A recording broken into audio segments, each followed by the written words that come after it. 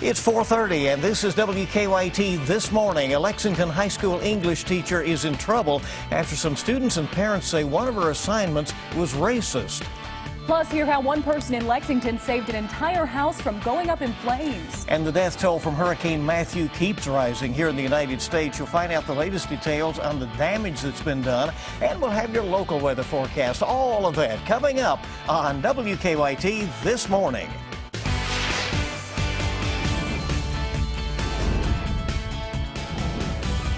This is WKYT This Morning.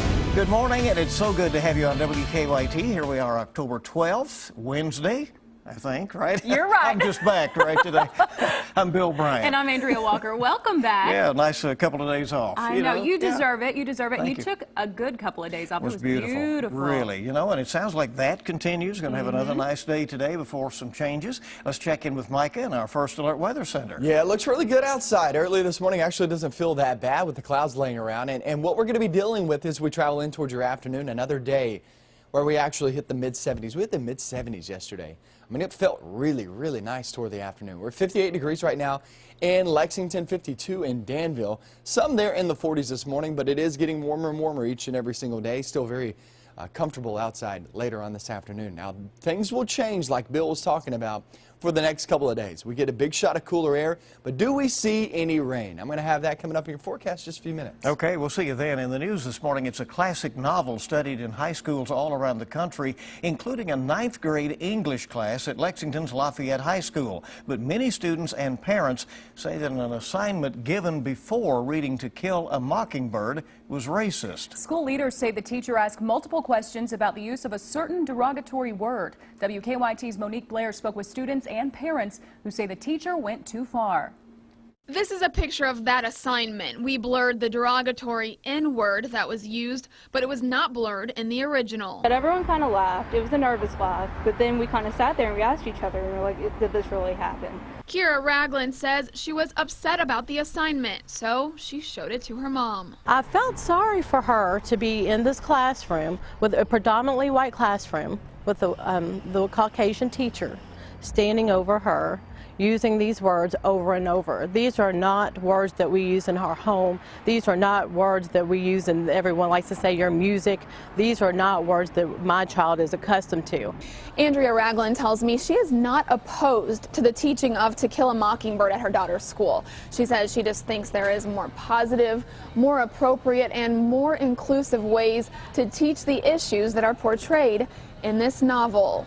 The whole entire point of the book was missed because of this assignment and 7 questions specifically on this word, as opposed to other parts of the book that should have been discussed as well. Lafayette High School Principal Brian Jacobs says he was unaware of the assignment until it went viral on social media. We were embarrassed by the assignment because we know that many of our students and community members are offended. I myself am offended by the particular assignment as well. We are told the teacher has apologized to her students, but Ragland says she hopes this incident opens a dialogue addressing racial injustice. The public felt the pain. The public had so many mixed reactions. That was what was interesting. It's a bigger picture. In Lexington, Monique Blair, WKYT. The principal says after investigating, he determined this particular assignment has been used before. He wouldn't discuss if the teacher is facing any disciplinary action. He says he's focused on making sure all students feel safe right now. A helpful neighbor kept a Lexington house fire from burning a house down overnight. The fire broke out just before 10 last night on Shropshire Avenue, which is in the East End area of Lexington. Firefighters say nobody was in the home when the fire started, but a neighbor saw it and called 911. They say the fire department was on its way, and the neighbor then grabbed a garden hose and kept the flames contained to the kitchen. Firefighters put out the fire shortly after. They say they don't normally want people trying to put a fire out themselves for safety reasons. Typically, we don't recommend people trying to attack a fire themselves, but that's because we don't want there to ever be a delay in our response, and we don't want people to be exposing themselves to undue danger. Firefighters say the fire destroyed the kitchen and some smoke damage is also there. They think a problem with the water heater could have started the fire. A Madison County man is behind bars this morning for stalking his girlfriend, his former girlfriend. Berea police say 38-year-old Dennis Thompson stalked a former girlfriend and at one point broke into her house. They say the victim had an emergency protective order out against him. Over the weekend, police say Thompson kicked open a door at the victim's house, causing the door to hit the woman in the head. When police arrived, he was hiding inside the house. Police say Thompson had been living in the woods near the victim's house. He's facing multiple charges, including burglary, assault, and stalking. Investigators now say a fire at a Perry County post office last week was set on purpose. And they've now released surveillance video showing the suspect. Take a look at this. The fire caused extensive damage at the Yerkes post office. The video shows a car pulling up to the building and a man lighting something on fire, then throwing it at the front of the building. So far, police have not made any arrests in the case. Police are trying to find a murder suspect who they say was mistakenly released from jail. Police say Terrence Moore and his brother killed Tyrone Booker Jr. in Louisville back in March. Moore was later transferred from a jail in Jefferson County to one in Taylor County, then to the Pike County Detention Center to answer to charges in a separate case. Well, there at the Pike County Jail, they say Moore was released from the jail on September 30th because there were no instructions that said that he needed to be kept in jail. We received a notice of discharge, which was to release him on 9/30/16. Our Class D coordinator checked the detainers in the Department of Corrections website. There was no detainers listed. There was no detainers listed on his notice of discharge. In a statement, a Kentucky Department of Corrections spokesman blamed the mistake on a procedural error. He also said there are checks and balances at the local level that should have prevented the release. Police are looking for an inmate who they say did not return to jail after receiving a court-ordered pass. Fayette County detention leaders there say 40-year-old Isaac Moody received a 2-week furlough from jail, and he was supposed to return yesterday morning, but he never showed up. There's now an arrest warrant out for Moody, charging him with escape. He was being held on a contempt of court charge. The death toll from Hurricane Matthew continues to rise in the southeastern U.S. Authorities in Florida now say 9 deaths are being blamed on the storm, and in North Carolina, it's being blamed for 18 deaths, many of them drownings.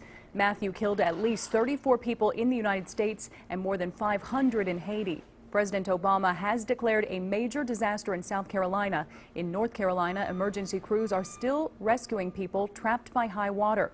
Thousands in the southeast are still without power.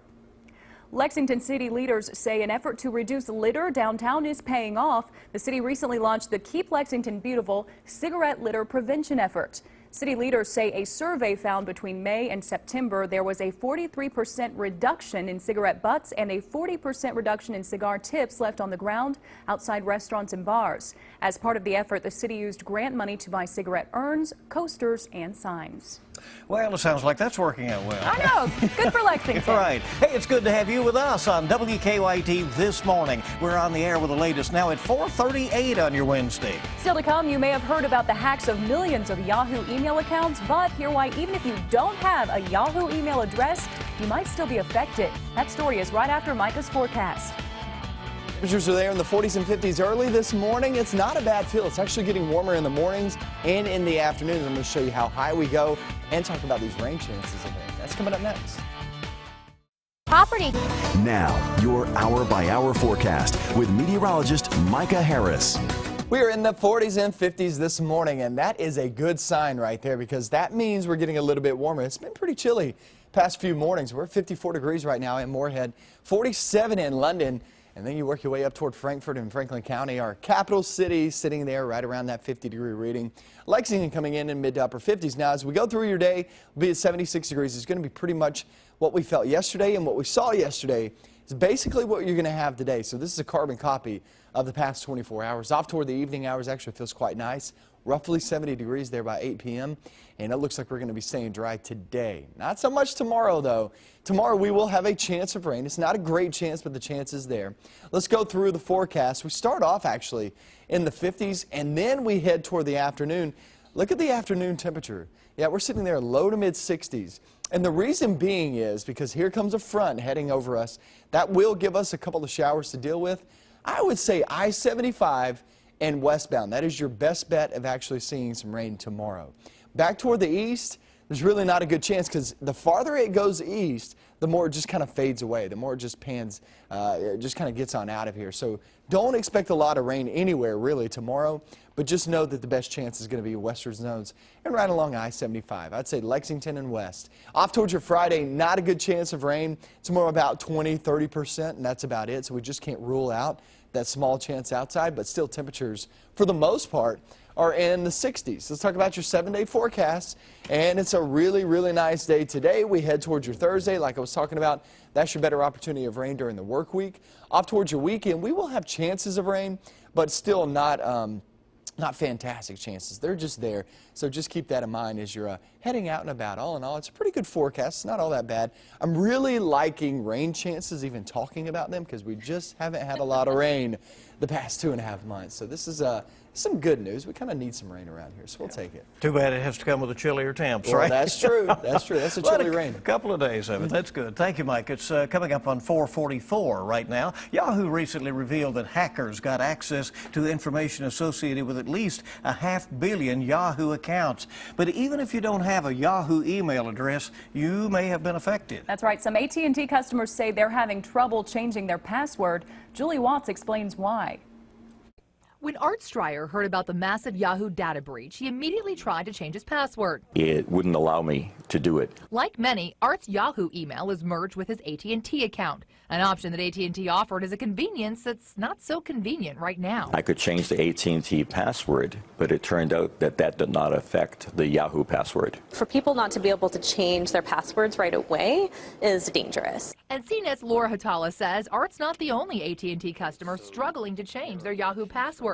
And even worse, some people might have Yahoo Mail accounts and not realize it. She explains customers with AT&T or SBC Global email addresses may also be affected even if they never had a Yahoo email address. When they set up their AT&T account with broadband services or other services, they had the option to create an email account that was running through a Yahoo server. That option dates back to a 15-year-old partnership between AT&T and Yahoo. In a statement, AT&T says Yahoo is notifying all of our potentially affected customers, but we are taking the extra step of sending an additional reminder to those customers to change their passwords. Though neither AT&T or Yahoo could say how many people without Yahoo email addresses were affected. It's incredible. Leaving Art grateful. At least he knows he's part of the hack. Art has now successfully unmerged his accounts using a 6-step process provided by AT&T. People with AT&T email accounts should also change their passwords. Julie Watts for CBS News, San Francisco. All right, take those precautions. Our time this morning is 4:45, 4:45 now. Wednesday on WKYT This Morning. When we come back, Rupp Arena is seeing some new changes, security changes for basketball season. Find out what you'll have to do now when you attend a UK basketball game this season. That's just after the break. Hey, good morning. It's great to have you with us on WKYT. Our time this morning, 4:48 right now. And the election day is now just 4 weeks away. People are like, Can't believe finally, it. right? But finally, yes, both of those. One way or the other. Hillary Clinton and Donald Trump both returned to Florida, which is a key battleground state. Clinton had some high-profile help while Trump blasted his opponent and members of his own party. Craig Boswell has the latest from Campaign 2016.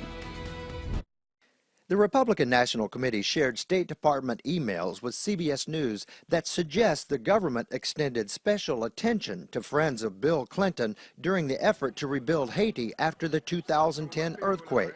Donald Trump pounced on it at his Florida rally Tuesday night. During the deadly earthquake in Haiti, which killed over 150,000 people at least, the Clintons couldn't stop cashing in. Earlier in the day, WikiLeaks released 1,200 more hacked emails from Clinton campaign chairman John Podesta's account. Even Chelsea Clinton, the WikiLeaks email show, expressed serious concerns about conflicts of interest at the Clinton Foundation and the State Department. Other emails were about Hillary Clinton's own email scandal. One inferred she received at least one question in advance of a CNN town hall. Podesta told reporters the FBI is investigating the hack and he's cooperating. He blamed the Russians for interfering in the election on behalf of Trump. A new Wall Street Journal NBC News national poll, the first taken since Sunday's debate, reveals Clinton now holds a 9-point lead over Trump. Clinton discussed climate change with former Vice President Al Gore while campaigning in Florida. I'm running against a guy who denies science, denies climate change, says it's a hoax created by the Chinese. Gore urged Floridians to get to the polls. Every single vote counts. Early voting in Florida begins in 2 weeks. Craig Boswell, CBS News, Washington. Clinton campaign chairman John Podesta says the FBI is investigating the hack into its email, and he is cooperating with the investigation. There is new information in the deadly police shooting of an unarmed man in Tulsa, Oklahoma last month. A toxicology report released says Terrence Crutcher, the black man shot by a Tulsa police officer in September, had the drug PCP in his system when he died.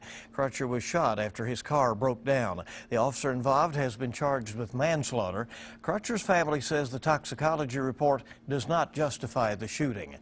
A woman is now facing charges for a Madison County crash that killed 2 people last year. A grand jury indicted 21-year-old Abigail Melton for manslaughter and DUI. Police say she was driving drunk in May of 2015 when a car crashed on Jacks Creek Road near Richmond. They say 2 passengers, 20-year-old Alyssa Moorman and 23-year-old Cody Garcia, died after the crash. The Madison County Circuit Court Clerk's office said there is now a warrant out for Melton's arrest. Police need your help finding a missing woman in Pendleton County. Falmouth police say 29-year-old Sarah Strunk hasn't been seen since Friday afternoon. They say she walked away from the Clubhouse adult daycare program on Park Street in Falmouth. Police say Strunk has a red and black tattoo of a girl and hearts on her left shoulder. A Franklin County pastor is asking for your help finding his church's stolen trailer. Investigators think it was taken from the New Harvest Church sometime between Saturday night and Monday afternoon. They say the thieves broke both locks on the trailer to steal it. Nothing inside was taken. The pastor says the trailer was used to help people move around Franklin County. UK fans will notice some security changes outside Rupp Arena for basketball games this season. Starting with Big Blue Madness on Friday, all fans will have to walk through metal detectors before entering the arena.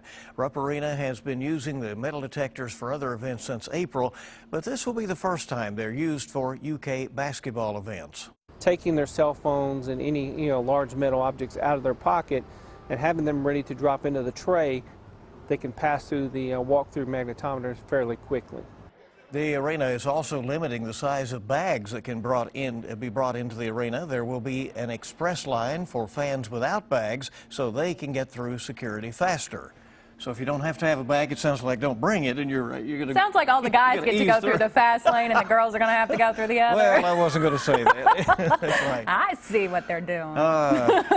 Madness and court days in the same weekend. I know. Big one coming up, isn't it? A lot going on in Kentucky. Coming up, we'll have a look at some of the news stories our team is working on for you this morning. And we'll take another look at your Kentucky forecast right after the break. Good morning. 4:56 is our time on WKYT this morning. Now it's time to take a look at some of the stories we're working on for you today. Samsung is issuing a new alert to its customers, telling them that they are sending fire-resistant packages to customers. This, of course, all in response to the Samsung Galaxy Note 7 replacement phones catching fire in Kentucky last week. We'll have a full report on this alert coming up a little bit later on.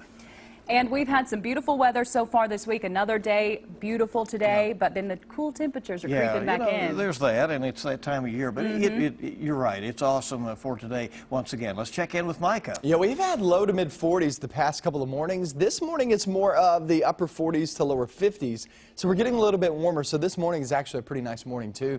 Later on this afternoon, it actually looks pretty good. We're sitting right there in the mid 70s. So the morning chill is still there. Still not a bad start. You have a few clouds laying around, but that's about it. The temperature's anywhere from 44 degrees to about 54 degrees. Then, like I said, this afternoon is really, really nice. Now, what about the next few days? Because here comes a big front. I'm going to show you what happens with that front coming up in another 2 hours of WKYT News.